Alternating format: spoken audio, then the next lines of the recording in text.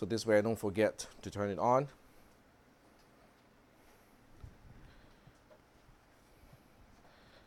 And we'll wait just a little bit more. 10 more seconds. It has to be exact. All right. So that part is not consistent with the INTP personality type, because according to most tests and most discussions, INTPs tend to not really have a good concept of time. All right. So I'm just continuing from where we left off on Monday. Are there any questions about the material all the way up to the union of two sets? No questions? The notations? Any questions about the notations? No questions about the notations? All right. Well, if there are no questions about the notations and no other questions, we're going to move on. Okay, so you guys have plenty of opportunities to slow me down if you ask questions. Okay, that will help slow me down and to explain things that are not explained well enough in the notes. All right, so we're going to move on to difference, which looks like A minus B. Okay, A is a set, B is a set. A minus B, or the difference between the two sets, is a set as well. How do we know it is a set? If you just look at the notation. The braces, exactly. So the braces, indicates that the result of a difference is also a set. Okay, but what goes into that particular set? Things have to be in A, but not in B. So the difference between two sets A and B, or A minus B, would consist of only the elements that are in A but not in B. So they're exclusively in A. Is that okay? Cool?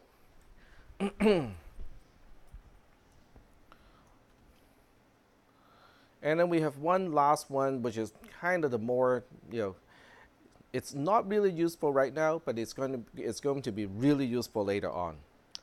It's the Cartesian product. Okay, it looks like a multiplication. It is a kind of multiplication. It is the Cartesian product.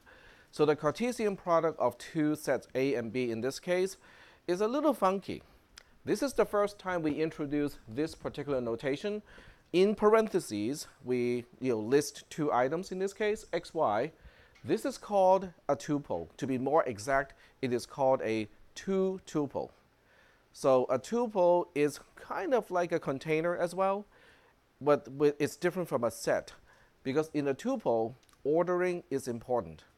Okay, so if I give you a tuple of 1, 2 in parentheses, it is different from a tuple 2, 1 in parentheses, because ordering is important.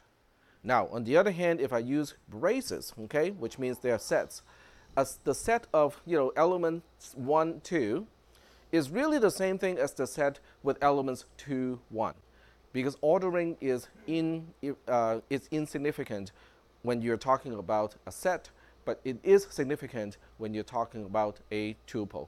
You can kind of look at tuple as an array. Okay, so you can look at tuple kind of as an array, and this is an array of two elements. So this is strange, because the kind of elements inside the Cartesian product, they are composites of things from A and things from B. We pick something from A, that's X, and then we pick something from B, and that's Y. Okay, and then when you combine those two into a two-tuple, that becomes an element of A Cartesian product with B. So are we okay with the Cartesian product concept? I can give you guys examples, but it's best to ask about the concept. Is the concept okay, or are there questions about the concept itself? No questions? All right. So if there are no questions, I'll give you some examples. Okay. So let's take a look at a few examples. So I'm going to say, okay, let's look at the Cartesian product of this one. So 1, 2 is one particular set, and AB is the other set. And I want to look at what kind of elements is inside the Cartesian product of 1, 2 and AB. So what do you think? How many elements should I be expecting? 4, because for each element in A, it has to match up with every element in B. So, okay, very good. So the 4 elements would be 1A, 1B, 2A, and 2B. Okay, now I just choose this particular order because it seems to make sense to me. If I were to generate these two tuples using a loop, and use elements in A as the outer loop and use the elements of B as an inner loop, it would give me this particular order. But you have to keep in mind that this is one of many ways to list the very same tuples in a set, because ordering within a set is not important. So are we okay with that so far? Okay. Well, let me give you some trickier examples then. What about this one? 1, 2 Cartesian product with the empty set.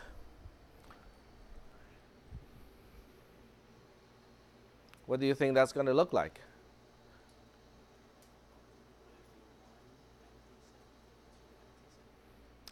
Well, there's nothing to pair up with 1, and there's nothing to pair up with 2. So that means the result is an empty set itself. Because whatever element is in the Cartesian product has to meet the requirement that we have outlined here. It has to be, every element has to be a 2-tuple, where the first element comes from the set on the left-hand side of the operator, and then the second element in the 2-tuple has to come from the right-hand side of the operator, the Cartesian product operator. So if one of the sets is empty, then there's no way you can actually make that 2-tuple happen. And that's why when you have a Cartesian product with an empty set, either to the left or to the right, the result is always going to be an empty set. Yep. So at the one before, you said ordering matters for the parts in the parentheses, Correct. or just the parts in the parentheses? Just the parts inside the parentheses. Those are tuples. So it could be 1B and then 1A, but it can't be A1. That is correct. Yep. So A1 in parentheses is not an element of that Cartesian product. Yep, very good. So that's a great way to confirm your understanding, is to give me an example and say, okay, let's look at this particular example. I would say that A1 is not an element of the Cartesian product. Is that correct? So that's a really good way to confirm your understanding, because to come up with the example requires thinking on your part, which also helps to deepen your understanding. Yep. So is the Cartesian product operator not commutative? It is not commutative. That is correct. Yep. So the question was, is the Cartesian product operator commutative? And the answer is no, it is not commutative. Yep. Say that one more time. Does it assume? I can't hear that part. Axiom of choice? I'm not familiar with that term. Can you explain that term a little bit further? Or someone else can explain that too?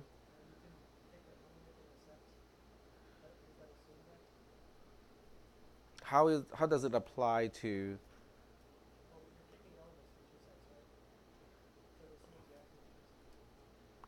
I'm picking elements from both sets. Okay. I'm not really picking, I'm actually iterating through all elements. So I'm not just picking 1 or 2. Is that okay? All right. Okay. Okay, so are there any questions? Yes, go ahead. So for number one, the first column, Uh huh. what if we have A, B, C in one set and then just one, two in the other set? That Then it will end up with 6 elements in the so Cartesian it doesn't product. you don't have to have like same amount of element of Correct. You okay. don't. Yep. You do not have to have the same number of elements of the two sets on the two sides of the operator, but the number of elements in the actual Cartesian product is going to be the actual arithmetic product of the number of elements of the sets. And then the on the other side of the equals, that's the Cartesian product. That is spelling out the actual elements of the Cartesian product. Correct. Yep. Uh, just to like think of it programmatically, would it be correct in thinking of it as for each element in A, pair it with every element in B? Yes. So so that way we include all the pairs. Okay.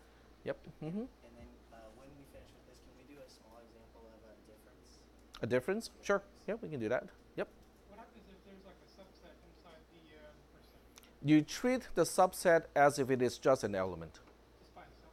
Yep. Because a subset can be an element by itself, an element of another set. So in the case of working with like Cartesian product, you just look. So let's say that 2 is a set of on its own, and it has elements x y z in it. So for the purpose of Cartesian product, it's just that every single place you see 2 as a digit, you replace it with the set of x y z. But you have to remember to use the extra braces to indicate that that itself is a set. Yep. Okay, so let me give you a few more examples. Based on the questions that you guys asked, I can have like a few more examples. I can have, okay, so we'll have this guy, Cartesian product with 1, 2, and 3. Okay, so it's no big deal. Okay, if you look at the set to the left of the operator, it is not an empty set, okay, because it contains empty set as an element. So this empty set is the only element of the set to the left of the operator. The set to the right is pretty simple. It only has like 3 integers, 1, 2, and 3.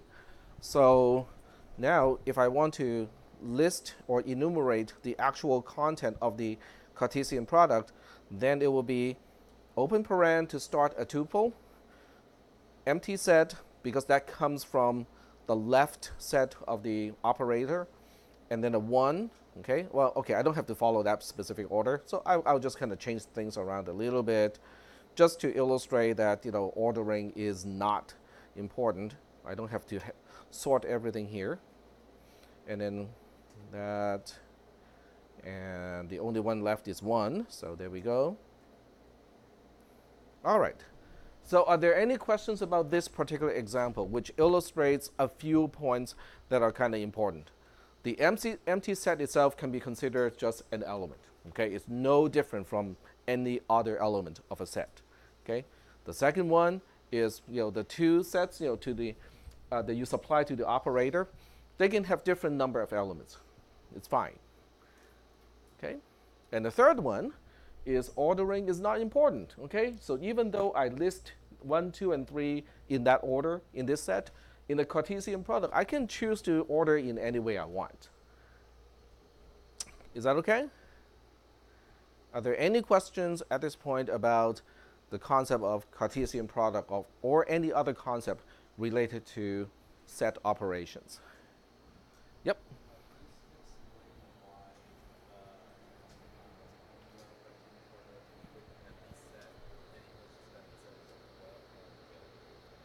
Can I explain?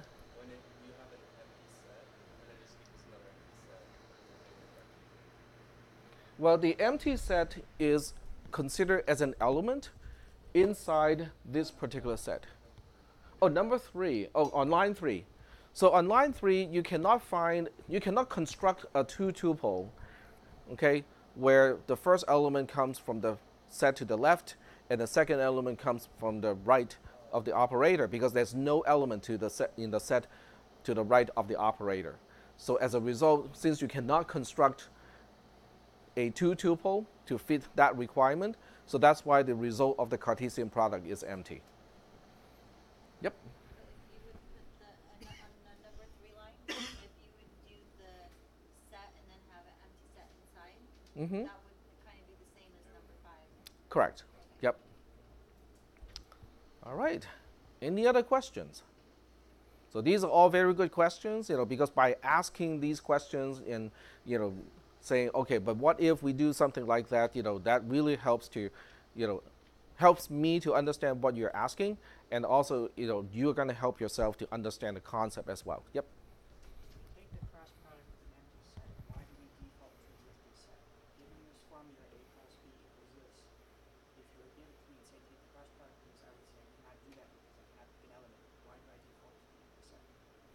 You mean on line 3? Line 3, why do I default to the empty set? It's not defaulting, so to speak. It is actually empty set. So the Cartesian product, if at least one side of the Cartesian product is an empty set, the result has to be an empty set. And it goes back to the definition of Cartesian product. Okay, so let me show you here. So the requirement of a Cartesian product is they all have to be two tuples. Okay? And of each two tuple inside the Cartesian product, the first item of the two tuple has to be an element of the set to the left of the operator. And then the second element of the two tuple has to be an element of the set to the right of the two tuple. So that means if at least one of the two sets, A or B, is an empty set, you would not be able to find an element. You cannot fit this or this requirement. And as a result, there's no two tuple that can meet these requirements, and as a result, this becomes an empty set. There are several ways to look at this, because remember this notation. Let me see if I can use a text editor to explain this notation and relate it back to things that we talked about on Monday. Okay, so let's see if I can do it this way. So the notation is A cross B is, okay, I'm just going to repeat this part. Okay, I'm using the English word in, is that okay? To mean element of. Okay, it's a very typical use of that word in, in this context. And I'm going to just spell out and here. Okay, so, all right. So what this really means is xy is in x cross b if and only if x in A and y in B. Okay, I'm just going to use extra parentheses to emphasize that that is the condition that we are dealing with. So when you look at line 10, as the definition, the alternative, interpretation of the definition of Cartesian product, then it goes like, okay, so of the entire universe, we have an infinite number of two tuples of all kinds, right? Okay. Can you find one? Okay, can you find one two tuple, at least one two tuple, where x, the first item is in A, the second item is in B, when one of those is an empty set? The answer is no. Okay, because if A is an empty set, then nothing is in A, and as a result, nothing can be in A cross B either, and that makes A cross B, or the Cartesian product between A and B, an empty set. So is that okay? Is this alternative way helping to gel the concept? Here's how I'm looking at it. We have inside of our curly braces a procedure to generate whatever was inside of it. That procedure closes down to nothing. You can You can look at it from the procedural perspective as well. I will do that after I answer that question. Yep, go ahead. So these two tuples are actually ordered sets, so they're not like regular sets where order doesn't matter, so that's why. So the xy has to be, we can't just flip it around xy is not a set. In parentheses is a tuple. Yeah, but an ordered set, though, right? Sorry? Like an ordered XY would be considered an ordered set or a list. xy is really just saying the first thing and the second thing. There's no ordering implied. Yep. All right, so getting back to using a constructive way to explain this, okay? All right, so using the constructive way, I'm going to do some pseudocode here. So it's not actual C code of any kind, so don't try to compile or run it. So we have a function Cartesian product. It takes two parameters, set A, set B, and it returns a set. Okay, so I'm just using pseudocode here to indicate the parameters to the function. All right, so the loop is going to go like this. Okay, so I'm going to have to say var result is a set. Okay, this is just a local variable as I construct the Cartesian product. Okay, so the first thing we need to do is to say result is initialized to an empty set. And then what we do is we say for each element x in A, do the following, and for. And then inside here we have a nested loop for each element y, typo, y in B, do, and for. So inside the inner loop, we have both x from A and y from B. So now we can say, add xy to result, which is a set. And after the loops are done, then we say return result. So from this perspective, if A or B is empty, then result can never really get anything because we never get to this line. Right? Because if A is empty, then we skip the whole thing. We don't even perform a single iteration of the inner loop. If B is empty, A may have like 20,000 elements, fine. But each time it goes into the inner loop is not going to loop. It's not going to do a single thing. So the result as a local variable remains as an empty set. So is that okay? Sure. So this is the kind of more procedural way of looking at set theory, because we are just going like, okay, if we were to construct the set, how are we going to do that? Yes.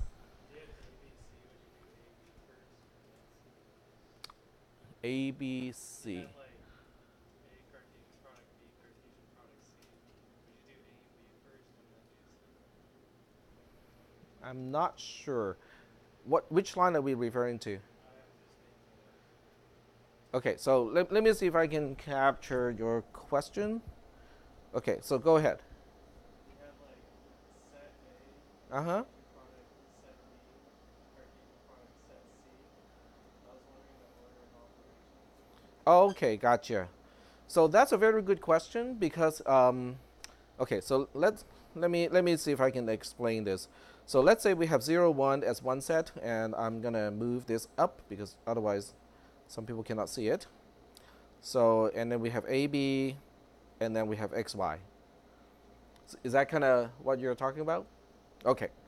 So with this one, there's a question. Okay, it is an open question, of what the result should look like, and the key is whether we need to support nested two tuples. So we only have two tuples, but we can have a two tuple as an element inside another two tuple, or do we expand everything out and tuples have to be flat? Okay, so that becomes the question.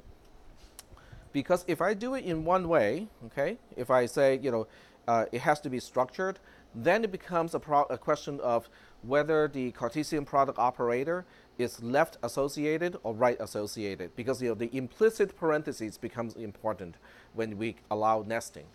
But if we do not allow nesting, then it doesn't really matter because the end result is, we just have to enumerate all the possible ones. So it will be 0, x, as one, there'll be 8 elements. So there will be 0, y, 0, b, x, 0, b, y. Okay.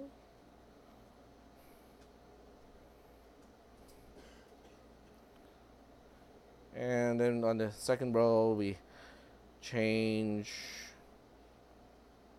all the zeros to ones. I wish I was using VI because then I can just use one single command to do all of this. But that's okay. Concept is still the same. So if we do not allow hierarchical two tuples, and then left versus right associativeness doesn't really matter, and then this becomes the result. Yep. You actually put parentheses around the first two sets. Does that mean that you would end up with a set and another variable there? Yes. So this is one way to interpret it. And I don't really have the answer because sometimes this interpretation makes sense, and in some other times, the other interpretation would make sense. So I'm going to give you just a taste of what the other interpretation would look like. So this one says, I am going to perform the first or the left Cartesian product first. So if we do support hierarchical two tuples, then you end up with 0a being in its own tuple, and then that becomes the first element to be joined with x to form a higher level tuple.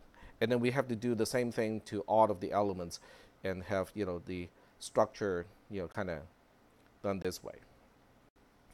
So I don't have an answer to this question. I looked up, a lot of sources, and it was not really conclusive, which way it is supposed to be. So I'm guessing it depends on the context of what you're doing, and sometimes it makes sense to do it in one way, and sometimes it makes sense to do it in the other way. Now, if it is always structured, you can always flatten the structure later on. But on the other hand, if you have a flat thing to begin with, then you have lost the structural information. So to be safe, you do it like this, and then when necessary, you can flatten it. So that's basically my take of that particular question. All right, anything else? Okay, we got a question about difference. Okay, so we'll go ahead and make some examples of differences. All right, so this is my usual example, and I kind of enjoy doing that, so I'm gonna keep doing that in this class. I'm just moving everything up a little bit because it's really hard to see the bottom for people in the back. All right, so T is a set of cars that I like. Okay, so I'm going to put MX5, MR2, and there's usually one more that I like.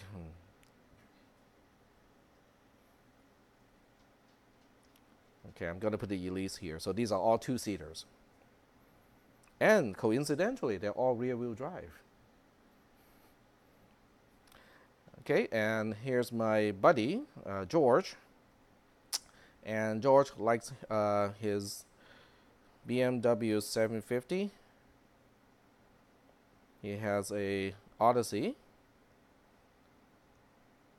That doesnent seem right. How do you spell Odyssey?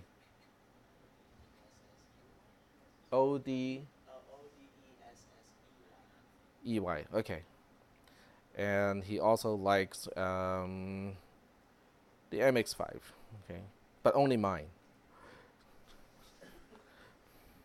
It's got suspension work and a short shifter.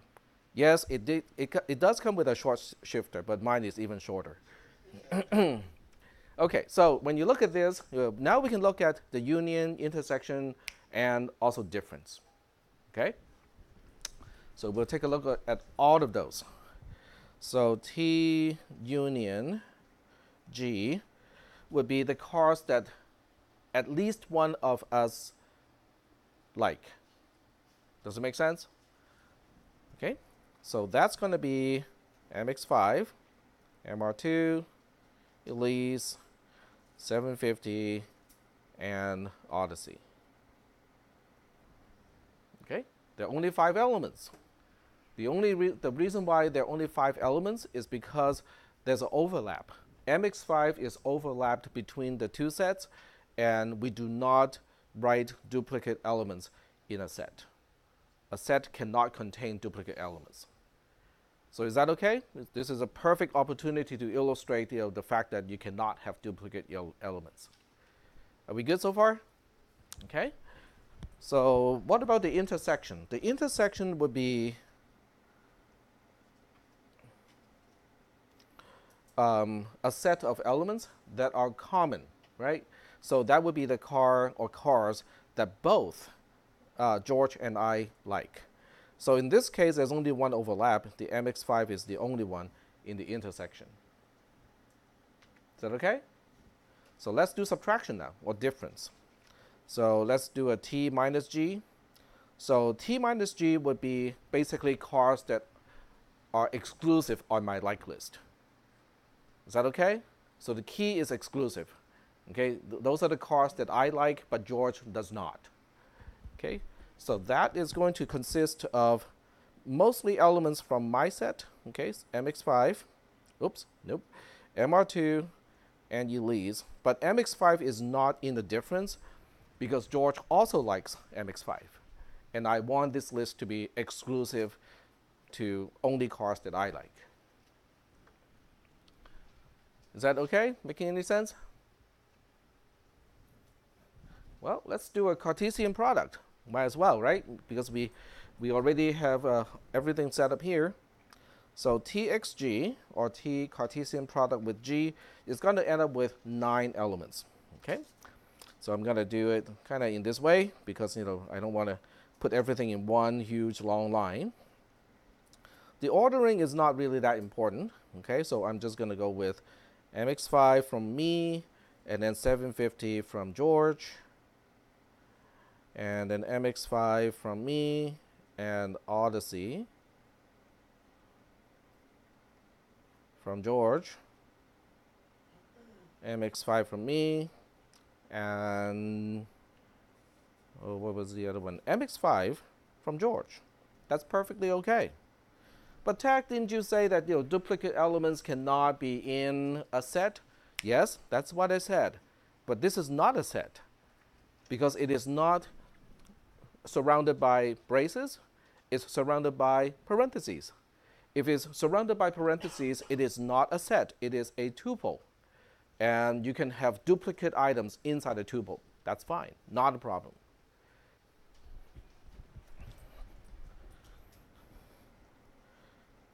All right. So now we also have, well, this is going to be an interesting one. MR2. So MR2 has to match up with 750. MR2 has to match up with Odyssey. And then MR2 has to match up with MX5. And then the last one is Elise, matched up with 750. Elise matched up with Odyssey.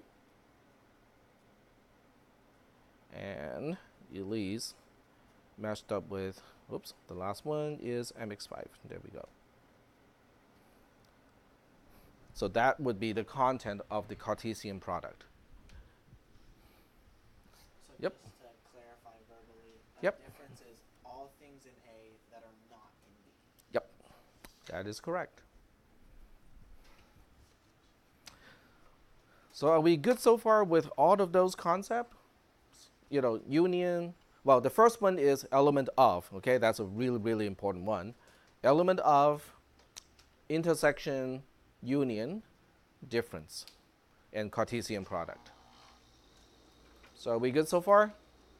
Okay, all right. So if we are good, then we can move on and talk about subset of, versus, proper subset of. So this is one way. Okay, there are many ways to look at subset of. Okay, But subset of, A is a subset of B doesn't give you a result that is a set. It just gives you a true-false answer. It's a Boolean operator. Okay? So A is a subset of B if and only if A minus B, or the difference of A and B, is an empty set. That's one way to look at it. Does it make sense? Okay. So the English version of that statement is to say A is a subset of B if and only if there are no elements that are in A but not in B. That in return is saying that everything in A should be in B as well.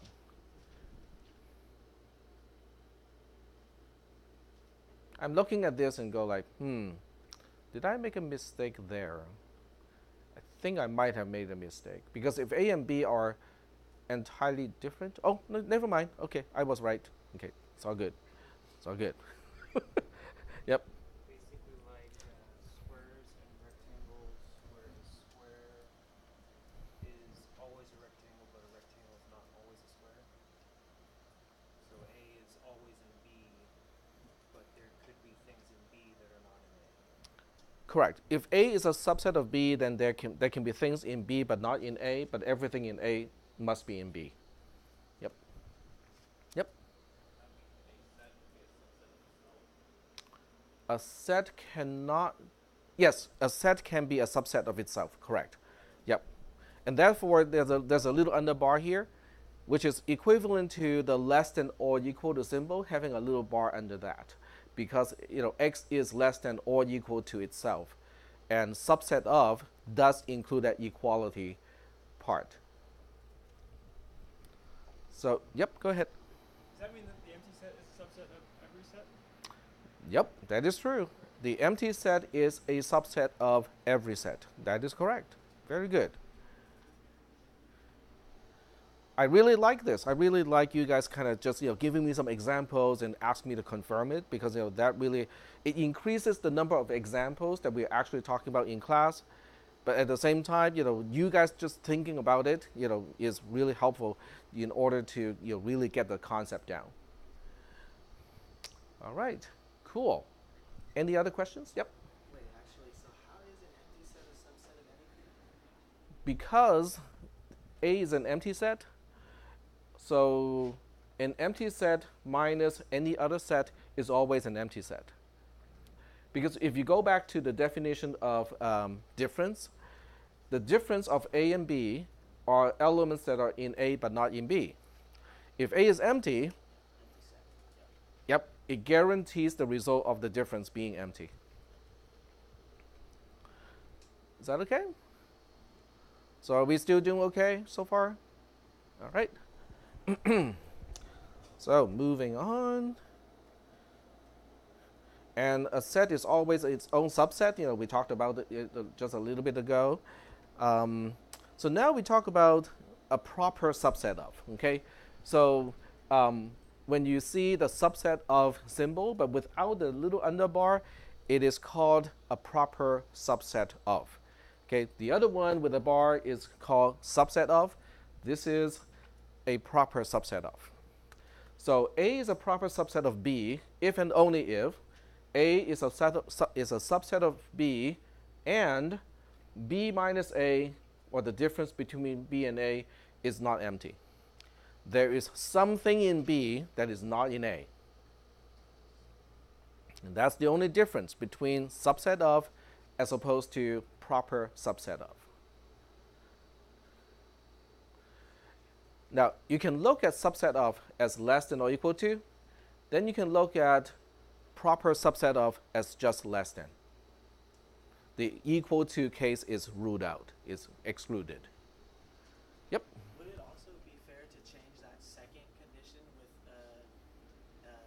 B non-equivalent to A? You can do that. Yep.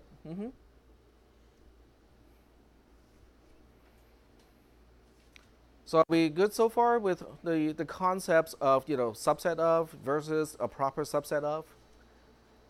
Okay, that's good. And we are nearing the end of this slide. I can't scroll up any further unless I make the window smaller. So the last notation that we're introducing is the bar notation. So it looks like an absolute number, bar, x bar, but in set theory, that notation is returning the cardinality of a particular set. Cardinality is a fancy name of the number of items in a set. So that means, if I take the cardinality of the set 2, 4, 6, 8 as elements, that's just 4, because there are 4 things or 4 elements inside that particular set. Is that okay? So I'm going to plant some seeds in your head right now. Okay? You can water if you want to, or you can just kind of let it be, and then we'll use it later. Okay?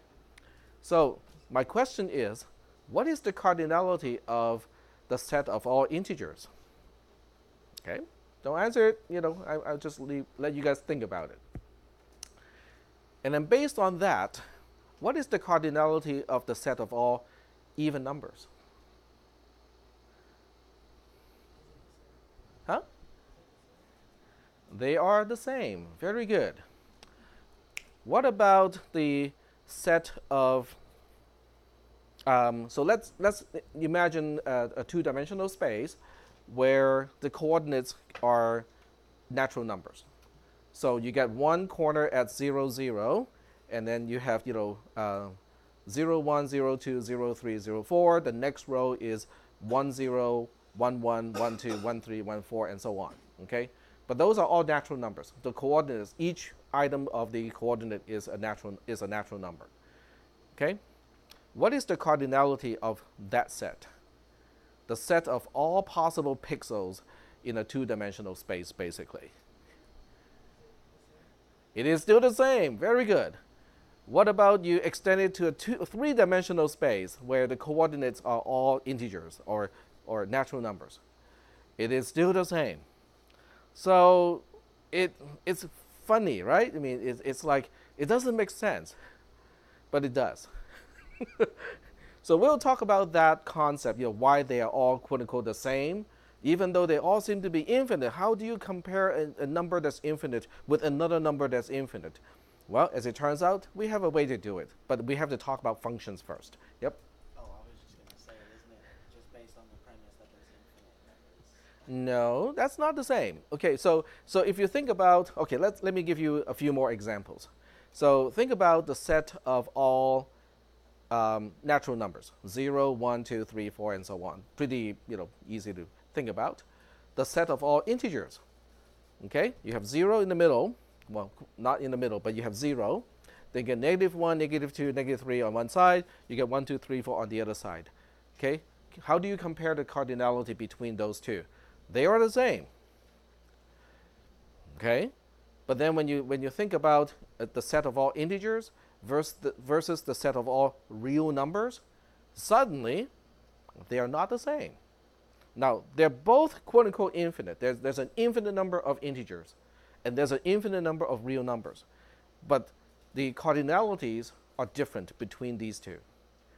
Yep. So you're worried about how fast the count raises within an interval? It has to do with mapping. Can I have a one-to-one mapping between elements of one set to elements of the other set? If a one-to-one mapping is possible, then they become the same cardinality. Even though it's still infinite, but they will be considered equal. There was a hand earlier. Nope. Yep. Huh? Natural numbers are the same as integers, which is the same as the pixels in a 2D space and cubes in a 3D space and so on. Mapping from, yes. Yep, so we have to find that function. Yep. So we'll deal with that later, okay? But I'm just planting that seed in your head, when you think about cardinality. There are funky stuff that we're going to talk about, when we talk about cardinality of, sets that seem to have an infinite number of elements, but we can still talk about it. So we'll have to first talk about functions first before we get to that point. So are we good so far? All right. All right. So the next thing we're going to do is the use of quantifiers. So we are still on set theory, but this time we are using quantifiers, which is a very important concept in this class.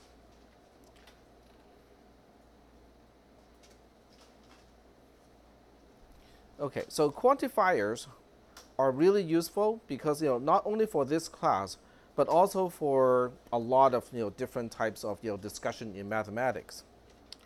So one use of the quantifier is the for all, using it to help us define equality. So how do we know that two sets are exactly the same? Well, one way to look at it is like this. Okay, X as a set. Well, let's see. Yep. So X as a set equals to Y as a set if and only if every element E in X is also an element in Y, and every element in Y is also an element in X. So that inverted A symbol is known as the universal quantifier. Okay, but that's techno. That's just terms that are really fancy that mathematicians like to use. But you use that term on a daily basis as well. Some people more so than others. Every time you say every, always, that's your universal quantifier. Okay? When you say tech, all your tests are really hard, that's a universal quantifier. It is saying the same thing as for all tests of tech, test is hard. Yes? The second half? Nope. So if you forget about this half, okay, then one can be a subset of the other one and meet that requirement. In other words, if you leave out the second half here, then X can be a subset, a proper subset of Y, and still make this statement happy. So you need the other one to say to complete it. In other words, you cannot have one being a proper subset of the other one. They have to be subsets of each other, and there's only one way you can make that happen because they have to be equal. They have to equal to each other. Yes? Why is the second Y capitalized in that second set? Because I made a mistake. Yep, that is not supposed to be capitalized. This is just supposed to be lowercase y. Yep. Would another definition of that be x minus y is equivalent to y minus x? Yes. Which also equals to the empty set. Yep. The only way you can have x minus y equals to x minus y equals to y minus x is both of them are empty set. Okay. Very good. So the other way to say that is x equals y if and only if for every single element in the entire universe this time. Okay? X is an element of x if and only if E is an element of x if and only if E is an element of y. So that really says exactly the same thing, a little bit more concise. So is that okay? So that's our universal quantifier. So just remember, every time you say always, every, all, okay, those are all cues that you're referring to a universal quantifier. Is that okay? All right. So now we go on to set descriptions. So we have the bar notation thing. So when we look at this particular notation, once we have the quantifiers, then we can just use the quantifier on the outside. which basically says, for all x in the entire universe, okay, so we're considering everything under the sun. X is an element of E if and only if P of X is true. So P is some kind of what we call predicate. So once again, predicate is a fancy term to basically say P is a function that returns a Boolean result. What kind of a function is it? It's up to you, okay? If you want to say, if P of X returns true if and only if X is a number, okay, fine. Then you end up with, a set with, numbers, all numbers. But it's up to you to define what P is. I mean, that's the whole point of abstracting the predicate or the condition that you need to impose on the elements as simply a function of, P that we call P, predicate. So is that okay so far with this stuff?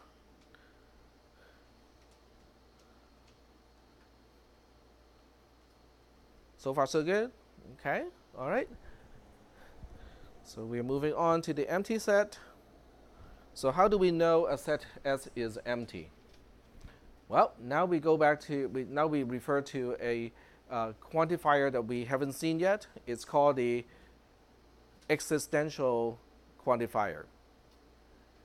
Okay, so look at this as a E that is flipped horizontally. Okay, so this negation means it is not the case that there exists something such that that something is an element of S. That says the same thing as S is an empty set because nothing is in it.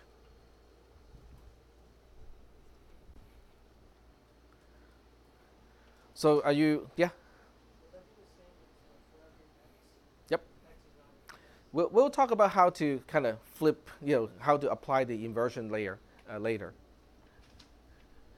All right, so we got intersections and unions, okay? So once again, the universal quantifier is saying, okay, let's consider everything, okay? X is an element of A intersecting with B if and only if X is in A and X is in B. So pick anything out of the entire universe, okay? And then you subject it to one of these two tests. You can subject it to the test on this side first. If it is inside the intersection, then you can confirm that. If it is not in the intersection, then you can also confirm this conjunction has to be false. You can also subject the test, okay? You picked out that element X. You can subject the test to the second part. If the second part, the conjunction is true, then you know that it is a part of the intersection. If the conjunction is false, then you know it is not in the intersection. That is the really nice thing about if and only if, because it goes in both directions. If one side is true, the other side has to be true. If one side is false, the other side has to be false. And it's symmetric, left-right. So is that okay so far? All right. And then we got Cartesian products. And I'm missing the part where it talks about the conversion between for all and there exists, with an inversion, with a negation. So did I skip something over? No? Huh? Okay, that might be the case. Oh, that's right. I skipped one. Thank you.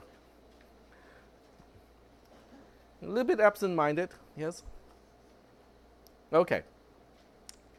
No wonder I was going I remember distinctly that I wrote something about, this, and where is that? Well, turns out I skipped the entire module. Okay. So, getting back, so we're rolling back a little bit here. For all, is the inverted A, and then there exists is the flipped E. Okay. So this is just a very general description. If you have this particular expression, which can either be true or false, it is saying for all x in the entire universe, P of x is true. Okay. And then this one is saying there exist. Okay, if you consider everything in the entire universe, this one simply says at least one thing in the entire universe makes P, the predicate true. So we are talking about at least one versus everything. Okay? Yep. So these are statements. These are statements. They're basically ways they help us quantify. Okay? So there are many cases, on a daily basis, hourly basis, you use quantifiers. So give me an example. What was the last time you used the word every? Huh?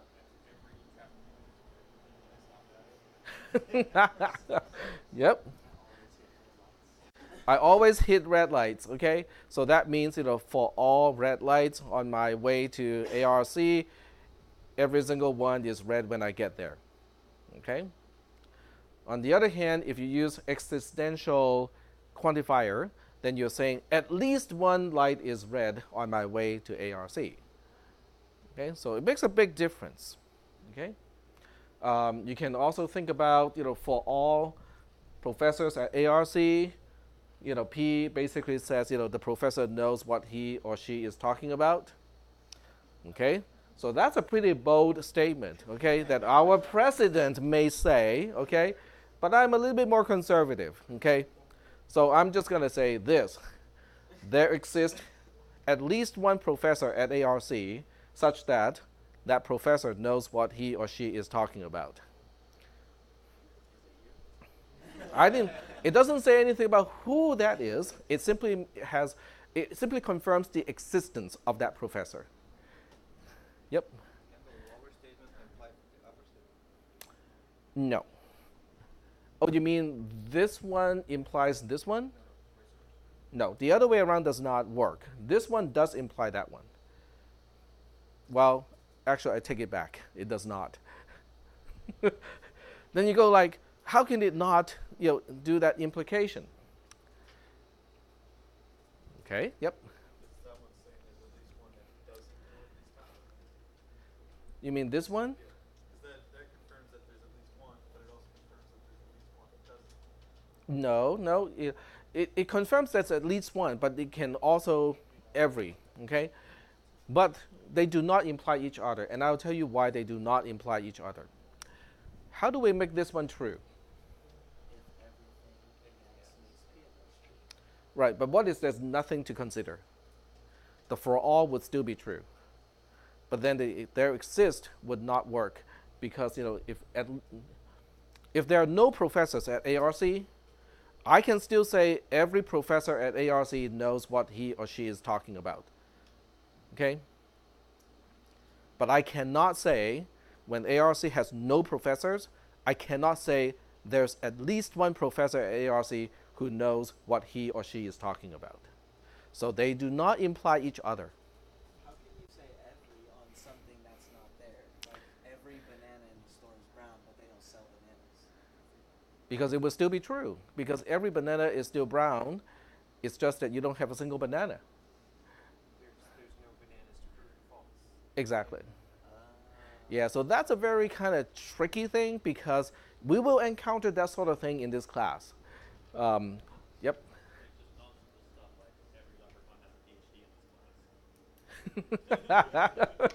That's a good one. I like that. All right. So are we okay so far with the concepts of every versus at least one? Because I can say every light is red on my way to ARC when I'm just walking across the street.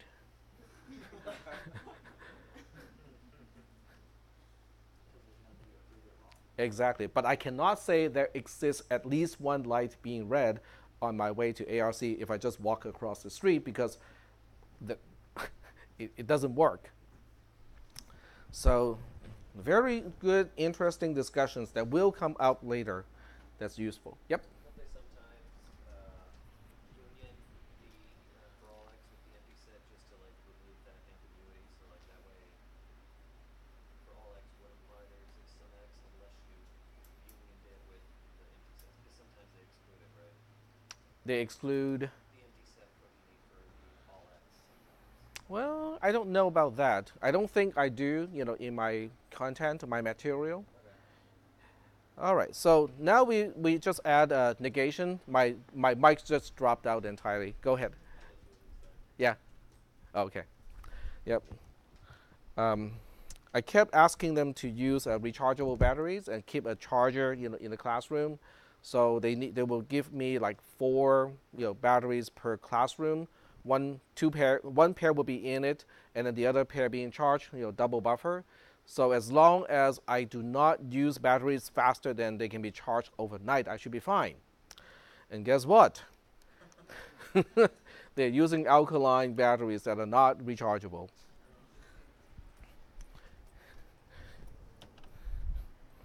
But on the other hand, my USB mic is still going because I am using rechargeable batteries.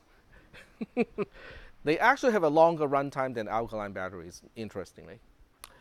Okay, so getting back to here, now we're introducing negation. Okay, so we want to look at the negation that applies to existential quantifier.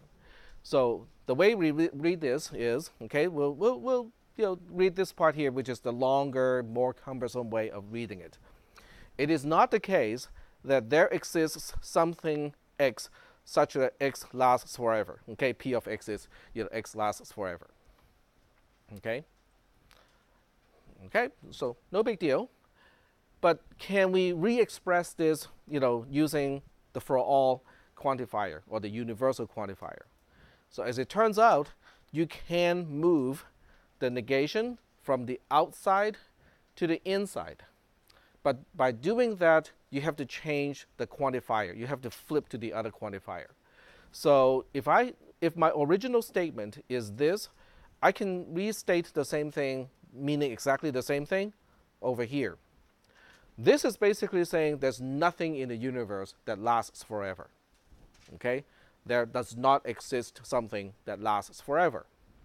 This one is saying everything does not last forever. Do they mean the same thing? They mean exactly the same thing. So from the perspective of the expressions, it means that you can move the negation from outside of the quantifier to inside the statement, inside the quantifier. But by doing so, you have to flip the existential quantifier to the universal quantifier. And it also works the other way around. I think I have an example to show how it works the other way around. There we go. So if I say this, okay, it is not the case that everything lasts forever. Okay? It is not the case that everything lasts forever. Does it mean the same thing as this one?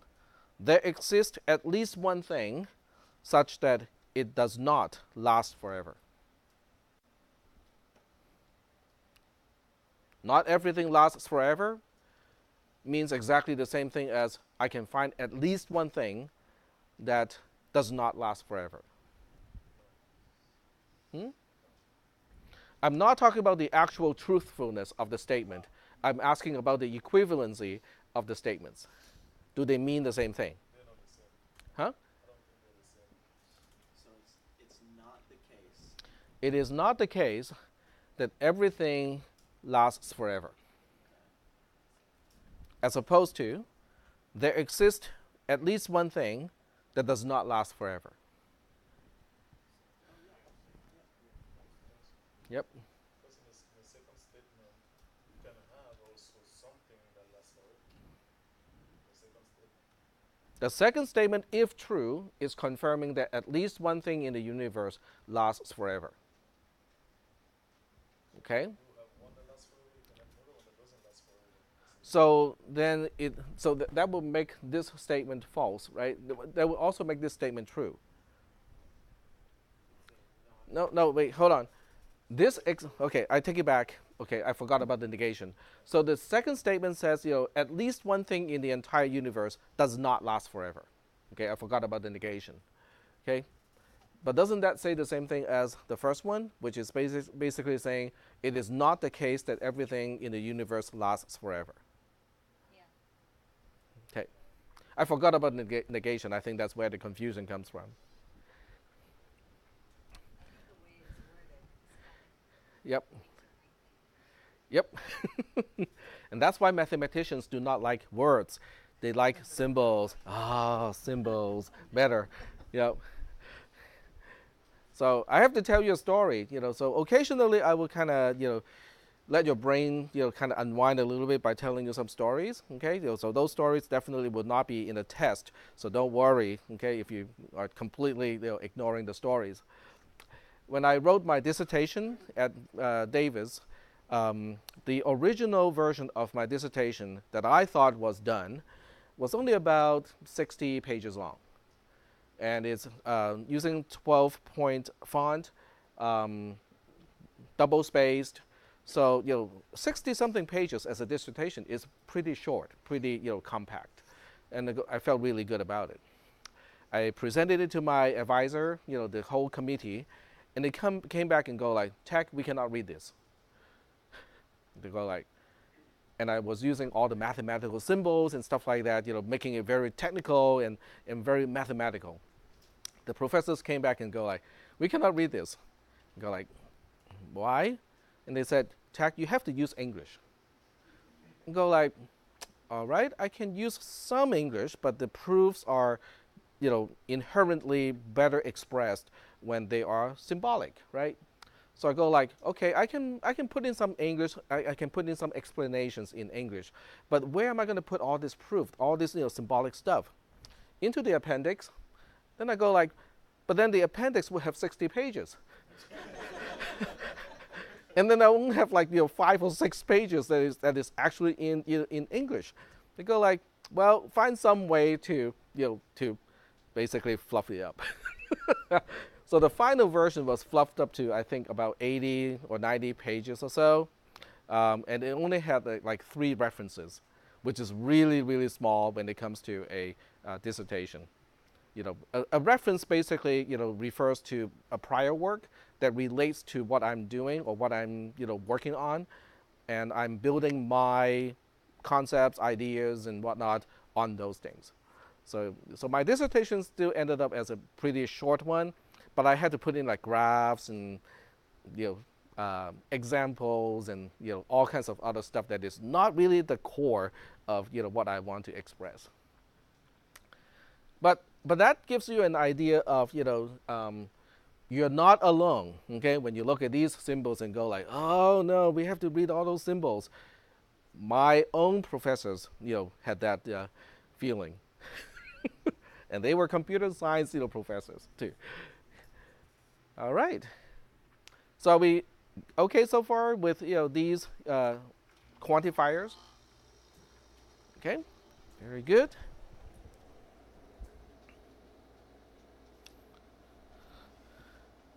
So in this part, it's so what if we want to say no cars last forever? So this time we are filtering because we are not considering everything in the universe. We are only limiting to just cars.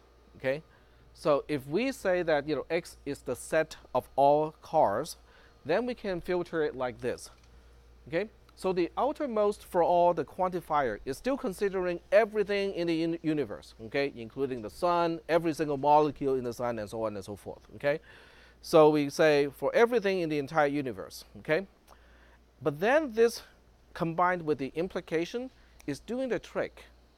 Because what if, the E that I'm considering is Professor Fox, okay? Then the first question I'm asking is Professor Fox an element of the set of all cars? Nope. Well, what is that going to do to the implication? The implication is true automatically. Do you guys see how the power of implication? If the condition, if the prerequisite or the left-hand side of the implication is false, the implication is automatically true. that okay? Even if it has nothing to do with one or the other? Well, if E is not even a car, this statement is automatically true. So that I can say for everything in the entire universe whether the following statement is true or not. Now, what if E is the Miata that I am driving? Well, then the first part of the implication is true. Then I have to look at P of X to see whether the entire implication is true or not. So it becomes meaningful. Yep. Taking this to the extreme, would it be true to say, for all elements in the empty set, there exists an element such that it is both even and prime? Okay, can you repeat that? So taking this to the extreme, Uh-huh. for all elements in the empty set, Uh-huh. there exists an element such that there's an element that is an integer such that it is both prime and even. And it would be true according to this, right? So that entire statement is true. Yep.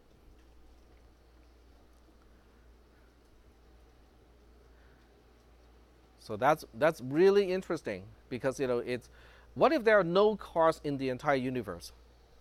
What if X is an empty set? Well, the entire statement is then automatically true. Okay? So think about that, okay? Let's talk about this one more time. Let's make X an empty set. There are no cars in this entire universe. Okay? Well, that's easy. This entire thing, this entire expression is now true. Why? Because now we can say, okay, let's pick something in the entire universe. Okay, let's say we pick a whiteboard. Okay, E is a whiteboard. E is a whiteboard, is an element of X, is automatically false because X is an empty set, right? If the left-hand side of an implication is false, the entire implication is true. So that makes the for all also true because any E that is subject to this test will come out with true as an answer. So the for all statement itself is now automatically true. Yep. Sorry?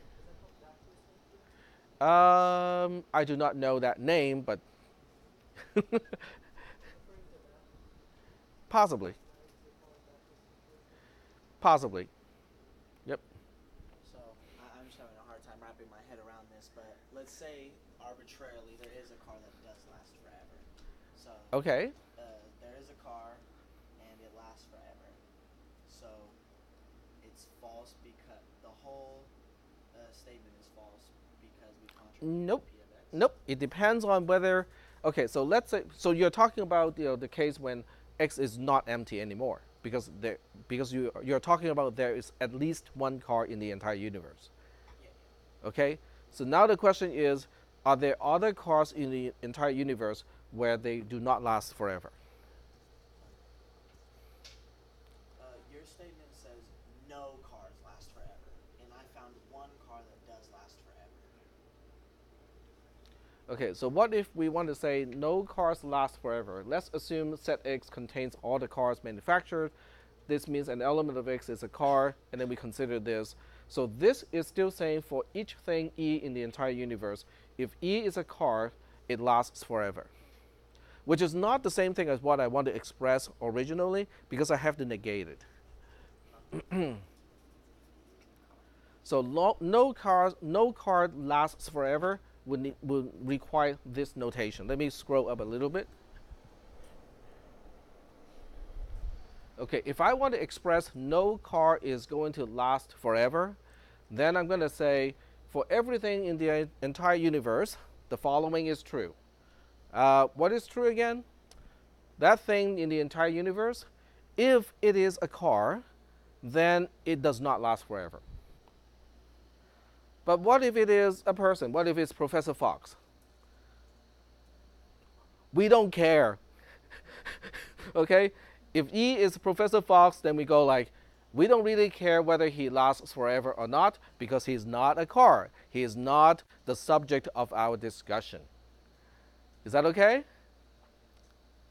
So the implication is a filter basically saying if it doesn't meet the filter, we don't even care.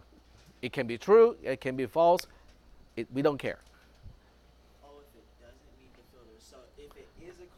Yep. then it must meet the fact that. Then we care about this part. So just looking at the P of X one, if we could scroll up just a little. Uh-huh.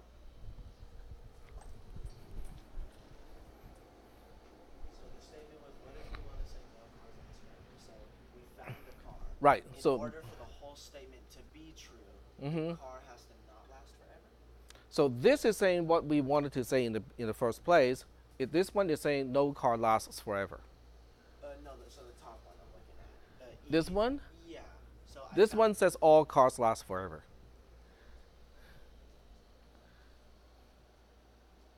I'll talk to you later. Okay. Yeah. Yeah, so this one, the top one says all cars lasts forever, and the bottom says, the bottom one says no car lasts forever, or all car do not last forever. No, I'm reading it. I'm just trying to understand it. Okay, I'll talk to you later about it. sure. So are we doing okay so far with for all and there exist? Any questions about implication? Okay, we got about 5 minutes left. Yep, go ahead. So the whole statement's going to return like a Boolean value, right? Yes. True or false. So if I find something that contradicts the implication, the whole thing's false. Right. Okay, so The second one, if I find a car that does last forever. right. So the for all thing, if you look at it from a procedural perspective, that's kind of a way to look at this. So if we say for all x, p of x, okay. So since I can't really use the inverted x, inverted a symbol and stuff like that, I'm just gonna use the words, for all, okay. So this is the same thing as writing a pseudocode function like this, okay. So we'll call this function. Okay, I'll call the function u. It will take returns a Boolean. So the function is going to start with a local variable var, which is result, and result is a Boolean. So what we do is we say Boolean result is initialized to true. And then we say for x for each possible x in the universe, do the following. So what we're doing is basically just saying result is result and p of x. Now remember, p of x is what we call a predicate, which means it is nothing more than a function that returns a Boolean value. Okay, so what it does return depends on what you want it to do. So is that okay? Does everybody understand how the procedural description is describing the mathematical expression? So now the question is, what if there's nothing in the entire universe? The function returns true because it's initialized true unless it finds a counterexample to prove it wrong. Is that okay? So what if we're talking about there exist? So there exist, okay? There exists x such that p of x. That one is a little bit different. So we have function e for there exists returns Boolean and function. And once again, we have a local variable, result, to keep track of the result so far. But this time, result is initialized to false. So until we find 1 to confirm, the default is false. So now we say for each possible x in the universe. Now you can shortcut this a little bit and make it not really run as long, but this is not incorrect. So we say result is result or p of x. So compare and contrast the two loops or the two functions. One is saying, we'll assume it is true unless you can prove me wrong. But you only have to find one example to prove me wrong, then the answer will be stuck false. right? Because once result is false, the conjunction of result is always going to be false. So once you find something that makes it false, it locks, it latches. The other one is the opposite. Result is initialized to false, okay? So if there's nothing in the entire universe, I don't really care what P of X is. The answer is false. You have to find something such that P of X is confirmed to be true. But once result is true, it latches on because it is an OR to relate to the next item. So once it becomes true, it can never be return false again. Of course, I forgot the return statement at the end. Yep. So first one basically what that expands to is true and with x1 and with x2 and so on to infinity. Right. And the second one would expand false or with x1 or with Yes. x2. Correct. So just to make this right, we are right at 20 right now, but I do want to make this entirely right because otherwise there's no return value. The return value is undefined. So I just want to make sure that I fixed that particular problem. Now we are good. All right. So go ahead and study over the weekend. Read ahead of me, okay? I just go through the topics sequentially. So read ahead of me, and then next Monday we'll start to have the first homework assignment because I got it already kind of prepared, but I need to go through all the topics first. No class next Monday. Hmm? No class next Monday. There's no class on Monday. Oh, that's Labor Day. Okay, so don't show up on Monday. I won't be here. We're still recording, so don't tell me that I didn't tell you. No, I did not bring a sign-in sheet. Okay, so let me turn off the recorder first. Sure.